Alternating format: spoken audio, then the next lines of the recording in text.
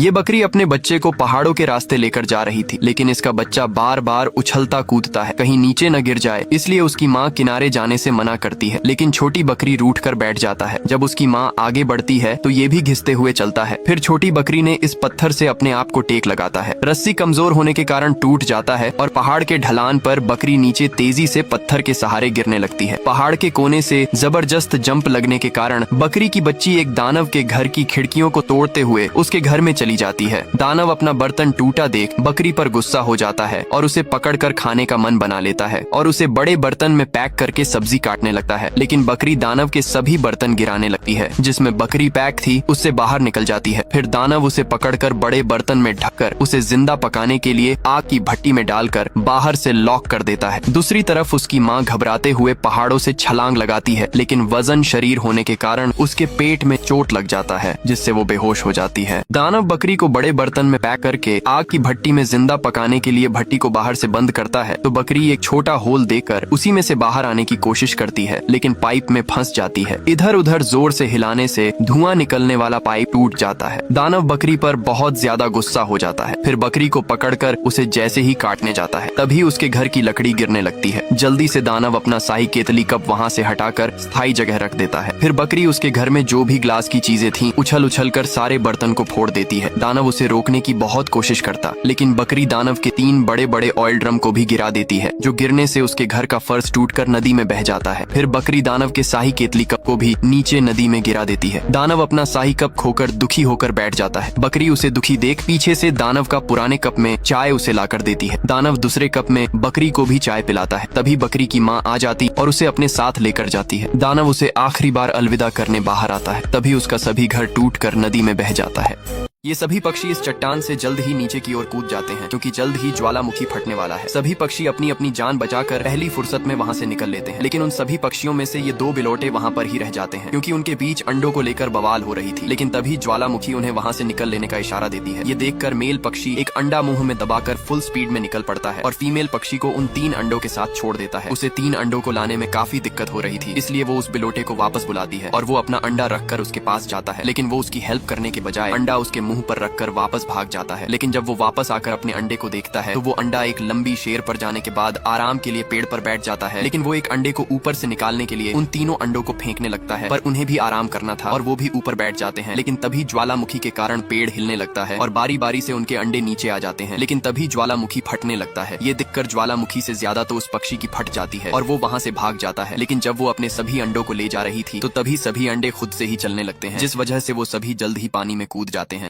इन सभी मुर्गियों से जबरदस्ती अंडों को निकलवाया जाता है, क्योंकि रोज मशीन द्वारा उनकी जांच की जाती थी और जो मुर्गी अंडा नहीं देती थी तो मशीन उस मुर्गी को दूसरी मशीन में मुर्गी फ्राई बनने के लिए भेज दिया करती थी। और जैसे ही दूसरी मुर्गी की बारी आती है कि तभी अंडे देने का टाइम खत्म हो जाता है और शाम को घर जाते वक्त सभी मुर्गियां बहुत ज्यादा परेशान हो गई थी। लेकिन तभी वहाँ पर रही बहुत सी मुर्गियां एक जुगाड़ लगाती हैं। कुछ मुर्गियां पत्थर को तोड़ती हैं, फिर उसे गोल आकार देती है और एक मुर्गा इंजीनियर उसकी पूरी कोडिंग करता है और आखिर में उसकी फुल डिटेलिंग भी की जाती है। और अब अगले दिन सभी मुर्गियां घबराते हुए वापस फैक्ट्री जाती है और तभी एक मुर्गी माँ का भरोसा और मुर्गियों का सुझाया पर यकीन करने को कहती है। और तभी वहाँ पर मशीन आती है और जैसे ही वो मुर्गी को चेक करती है तो उसमें से एक नकली अंडा निकलता है। लेकिन इस बात की मशीन को तो जरा सी भी भनक नहीं पड़ती है। सभी मुर्गियाँ ये देखकर बहुत ज्यादा खुश हो जाती हैं, क्योंकि उन्हें अब आराम से अंडे देने होंगे। वैसे क्या आप अंडे खाते हैं या नहीं?